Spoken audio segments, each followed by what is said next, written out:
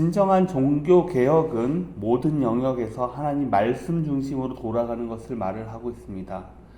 종교 개혁이라고 하는 것은 이러한 하나님 말씀 중심으로 다른 것이 중심이 아닌 다른 어떤 우상이 중심이 아닌 하나님 말씀 중심으로 돌아가는 것, 돌이키는 것을 말을 하고 있습니다.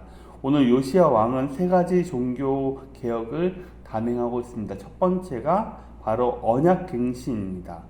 예전에 우리와 맺었던 언약이 있었는데 그 언약이 다시 한번 갱신되어 지금까지 이어지고 있다라는 것을 말을 하고 있고, 두 번째가 우상 제거이며 세 번째가 유월절 준수입니다.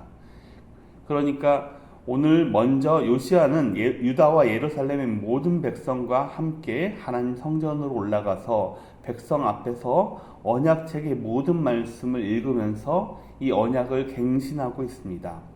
그러므로 마음을 다하고 뜻을 다해 하나님께 순종하고 기록된 하나님 말씀을 지키기로 언약을 다시 갱신하게 됩니다.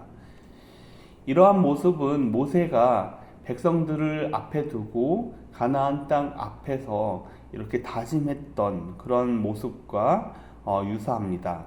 이스라엘 왕은 하나님의 종으로서 하나님 백성을 그분께 이끌 책임이 있습니다. 요시야도 마찬가지로 요시야 왕도 이스라엘 백성을 하나님 앞으로 끌어갈 그런 책임이 있고, 요시야는 그를 알고 그대로 행했던 하나님의 종이 아닐 수가 없습니다. 백성에게 언약 이행을 다짐받은 요시야는 성전에서 우상을 제거합니다.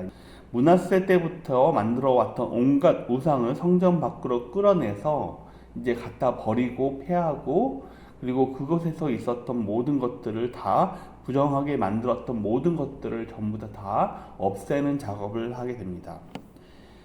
여러 가지 일들을 많이 합니다. 특히 아세라 목상의 재는 무덤에 뿌려 그 재조차도 부정하게 만들고, 또 우상을 섬기는 제사장들 모두 다 파면시키고, 또 남창의 집도 부수어 버립니다. 이처럼 우리가 이 말씀이 요시야의 요시야의 종교 개혁을 통하여서 우리가 알 수 있는 것은 우리 마음에서도 마찬가지라는 것입니다. 종교개혁이라고 하는 것이 단지 우리 역사적인 사실, 또 어떤 지도자 혹은 왕이 하는 것이 아니라 오늘 우리에게 이 주신 말씀에 의하면 우리 자신도 개개인도 이러한 종교개혁이 필요합니다. 우리가 하나님만 섬긴다라고 이야기를 하지만 사실은 하나님만 섬기는 것이 아니라 하나님도 섬기고 또 여러 가지 다른 것도 섬기는 우리의 모습을 볼 수가 있습니다. 이 당시 이스라엘 백성들도 마찬가지였습니다. 이스라엘 백성들이 놀랍게도 이 요시야 왕 때까지 이 이스라엘 백성들이 한 번도 하나님을 떠난 적이 없었습니다. 다시 말해서 하나님을 섬기는 일을, 예배하는 일을 하지 않았을 때가 없었습니다. 하지만 이 이스라엘 백성들이 했던 일들은 하나님도 섬기고 다른 우상들도 섬기는 일을 했었던 것입니다. 하나님은 그러한 모습을 보고, 이런 모습을 보고 그들이 나를 버리고 떠났다라고 선언을 하고 있습니다. 우리 신앙생활도 마찬가지입니다. 하나님만 바라봐야 되는데 하나님도 바라보고 다른 것도 바라보면서 우리 신앙에 문제가 생기게 되는 것입니다. 예수님만 섬길지 아니면 예수님도 섬기고 다른 것도 섬길지 우리가 결단해야 되는 것이 아닐까 생각합니다.